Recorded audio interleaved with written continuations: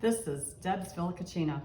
One of the things I love to do is eat according to the season. So pumpkins, butternut squash, delicata squash, all those wonderful seasonal foods are so good to eat at this time.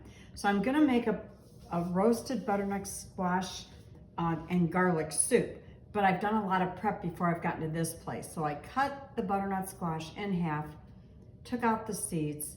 I coated the bottom side of it, the cut side, with olive oil, turned it upside down, both sides. I also cut a piece of garlic in half, put garlic on the paper, on the parchment that it's on, put that in the oven at 350. I then let it cool for 20 minutes, took out all the garlic, all the flesh of the butternut squash, and 1 carton of chicken broth.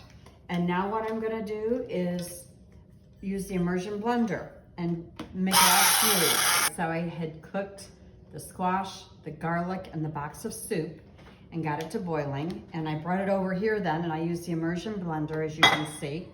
Now, we don't do dairy, but this is coconut cream.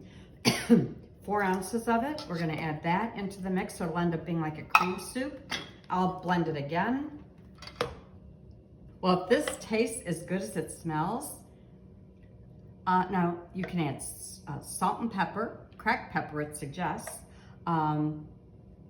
There's a lovely soup. I actually earlier today made some of my own croutons from the sourdough bread that I made. So this is gonna be dinner, and I hope it tastes as good as it smells.